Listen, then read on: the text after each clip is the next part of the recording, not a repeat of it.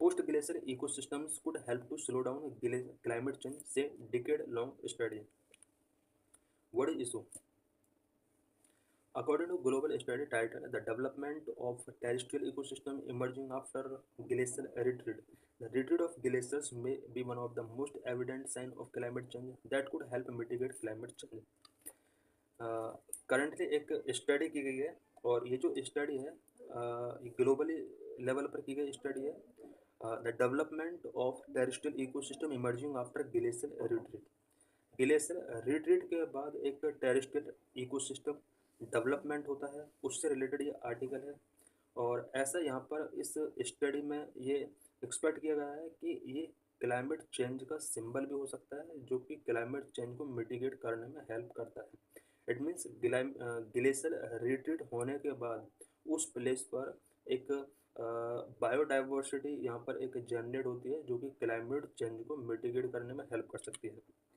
Deglaciation may accelerate this climate change by reducing surface reflectivity and releasing stored carbon. Deglaciation जो की वजह से surface reflectivity reduce होती है एंड स्टोर्ड कार्बन रिलीज होने की वजह से कुछ क्लाइमेट चेंज यहाँ पर शो हो सकते हैं। Key points of the study. The study involved collecting more than 1200 soil samples from early 50 glaciers worldwide, spanning diverse climate from tropical to subpolar regions.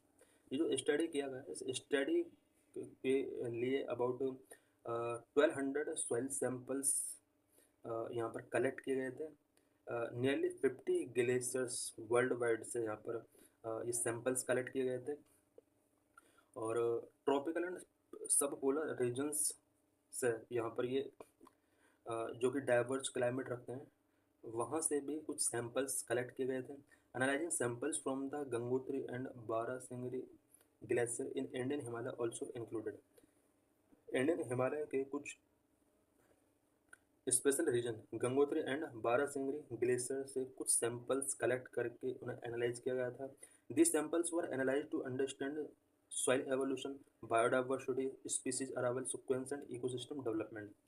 ये जो सैंपल लिए गए थे, इन सैंपल्स का इवोल्यूशन किया गया था, स्पेशली सॉइल एवोल्यूशन क्या रहा है उस प्लेस का, बायोडाइवर्सिटी क्या रहा है, स्पीसीज अराइवल सीक्वेंस क्या रहा है, इकोसिस्टम डेवलपमेंट किस तरह से अलग अलग प्लेसेस पर हुआ। With proper management, these areas can develop rapidly, providing temporary habitat for species threatened by climate change। Climate change की वजह से जो स्पीसीज थ्रेटन्ड हैं, प्रॉपर मैनेजमेंट के थ्रू इन एरियाज को रैपिडली तरीके से डेवलप किया सकता है, टेम्परेरी हैबिटेट उन्हें प्रोवाइड कराया जा सकता है। इट मीन्स जिन एरियाज में ग्लेशियर रिट्रीट हो रहे हैं वहाँ पर क्लाइमेट चेंज जो पॉजिटिवली शो हो रहे हैं, तो उस प्लेस पर कुछ थ्रेटन्ड स्पीसीज को टेम्परेरी हैबिटेट प्रोवाइड कराया जा सकता है। How ecosystem develop in glacier retreat areas. Glacier retreat areas में इकोसिस्टम किस तरह से डेवलप होता है। Immediately after glacier retreat, microorganism such as bacteria, protist and algae are the first to colonize the barren landscape, making mineral available for other species that within a decade. Hardy plants like lichen, mosses and grasses begin to establish, answering the soil and paving the way for more complex plant life and large animal। Glacier retreat के just बाद कुछ micro organism जैसे bacteria, protist and algae वहाँ पर colonise हो जाते हैं और उस जगह पर एक मिनरल मेकिंग करते हैं जो अदर स्पीसीज के लिए इम्पोर्टेंट हो जाता है। कुछ डेकेड के अंदर वहाँ पर कुछ plants such as lichen, mosses and grass establish होना शुरू हो जाता है। उसके बाद यहाँ पर सॉइल बनना शुरू हो जाता है। सॉइल बनने के बाद यहाँ पर plant life and larger animal के लिए एक बेटर प्लेस बन जाता है। Deglaciated terrains are crucial for biodiversity and could serve as refuges for cold adapted species।